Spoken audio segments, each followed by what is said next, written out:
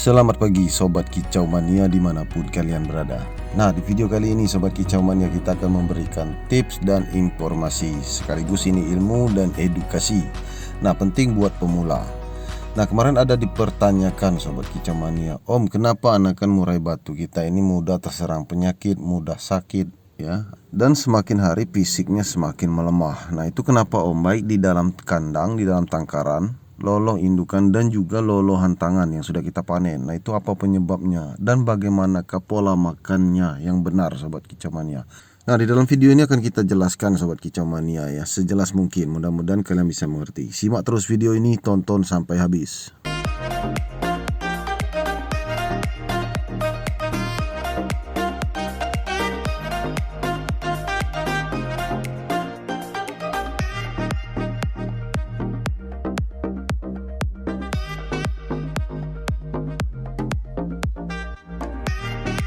Nah, untuk pola makan di pagi hari kita persiapkan jangkrik di sini. Jangkriknya ukuran sedang, ukuran kecil Sobat Kicau Mania, ditambah dengan pur leopard sebagai makanan jangkrik, sebagai asupan.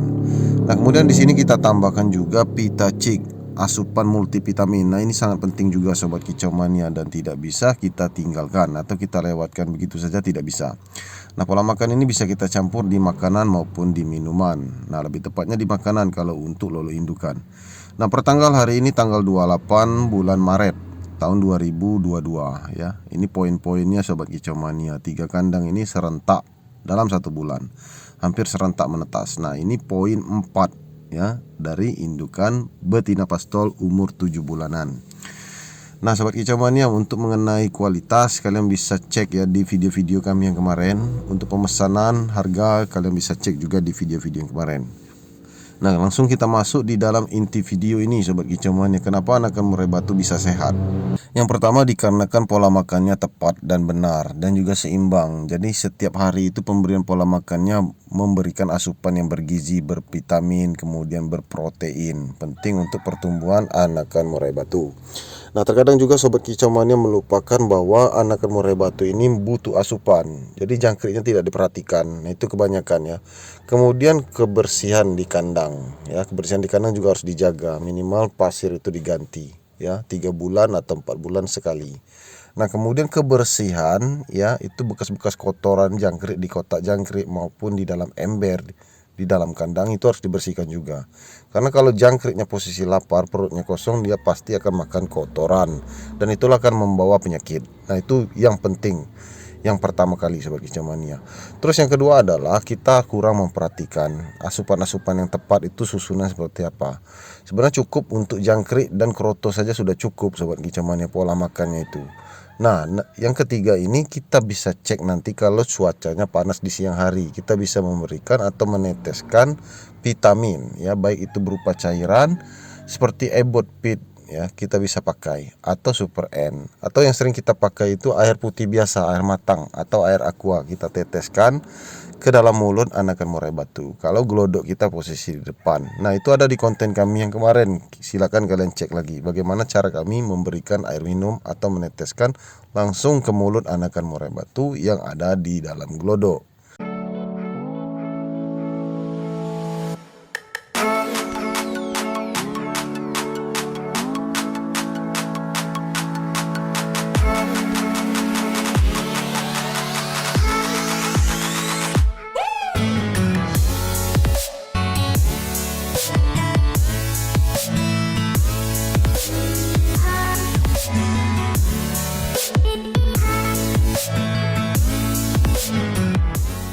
Nah, langsung saja kita masuk ke dalam glodok. Kita akan cek perkembangan anakan murai batu.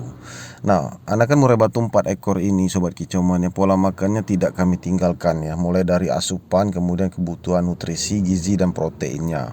Nah, kita selalu menyuntikkan beberapa makanan, bahasanya itu ke dalam jangkrik ya, kita berikan fur, aneka fur. Nah, pur leopard juga bagus leopard hijau dan leopard kuning itu kandungannya bagus. Kalian bisa cek di bungkusnya, di balik kemasan. Nah, kalau untuk pita cik, kalian bisa cek juga di balik kemasannya yang kecil itu. Kalian lihat, itu di sana banyak sekali vitamin yang dibutuhkan anakan murai batu. Nah, sebenarnya kalau untuk unggas sangat cocok pita cik untuk anak ayam ya, untuk menghindari supaya jangan cepat sakit. Nah, apalagi untuk anakan murai batu. Itu logikanya sobat kicauania. Nah, inilah penampakannya anakan murai batu ini di dalam gelodok. Ya, gelodok kita ini posisi terang sobat kicauania, karena pagi-pagi ya, siang hari itu matahari masuk nembus dan gelodok ini terkena matahari. Nah, sekaligus ini menjawab pertanyaan kalian kemarin yang penasaran, Om, kandang kita ini apakah nggak kelebihan sinar matahari yang masuk kemudian kena gelodok, apakah efektif ya untuk produksi ya. Nah, kalian bisa cek di video kami, rata-rata kandang kami itu terang posisinya karena posisi matahari masuk ke dalam kandang secara langsung pakai atap transparan. Nah, kemudian untuk gelodoknya kebetulan kena sinar matahari sobat kicauan, jadi kita hiraukan saja itu. Yang penting gelodoknya berukuran petak sobat kicauan nih, karena kalau berukuran petak untuk lubang sarang, indukan murai batu itu lebih pintar, lebih tahu. Dia akan mencari di mana posisi lubang yang pas, apakah benar-benar terkena matahari atau tidak terkena matahari. Nah, rata-rata walaupun gelodoknya terkena sinar matahari, dia akan memilih apakah di pojokan sebelah kanan atau di pojokan sebelah kiri atau di bagian sedikit ke belakang. Nah, itu kalian bisa cek lagi ya, intip gelodok di video-video kami juga ada. Posisi sarang itu nggak selalu di sana, ada juga yang di sebelah kiri, ada sebelah kanan untuk menyesuaikan sinar yang masuk. Nah, indukan murai batu tentu lebih paham. Jadi intinya gelodok tidak masalah terkena sinar matahari, itu di kandang peternakan kami. Nah, lanjut untuk sobat kicau mania ya, kita akan masuk ke dalam kandang. Nah, kalian bisa cek di sini ya bagaimana keadaan di dalam kandang, posisi di lantai alas. Nah, di sana juga tidak terlalu bersih sobat kicau mania, tapi kita sering menyiramkan pasir tambahan, pasir yang baru. Nah, kemudian kalau kalian memperhatikan alas kandang itu di lantai posisinya itu kebanyakan bukan kotoran itu yang berbentuk putih, itu warna putih, itu adalah cangkang telur yang berserakan. Kita memang suka memberikan cangkang telur setiap hari sobat kicau mania, baik cangkang telur yang direbus maupun cangkang telur mentah ketika kita ingin masak telur. Nah, itulah cara kami sobat kicau mania. Nah, di hadapan kita ini adalah indukan pastol murni dari ring kami, dari anakan dari tangkaran kami sendiri yang kami tabung, kami simpan sejak usia trotolan. Nah, ini disebut kualitas. Kenapa? Karena perdana dia ini poin 4 menetas semua sampai produksi yang ketiga. Usia betina pastol ini sekitar 8 bulan sekarang. Nah, kemarin awal produksi di usia 7 bulan pas. Nah, ini disebut kualitas dan juga kebetulan dari terah berkualitas ya. Nah, untuk anakan murai batu ini sobat kicau mania, untuk trotol jantannya itu kita bandrol harga 1.800.000 untuk lolohan tangan. Nah, apabila kalian ingin pesan lolo indukan ke kami, kalian harus inden juga lebih lama, sekitar 2 minggu atau 3 minggu. Itu harganya 2 juta ya per ekor di usia 35 hari.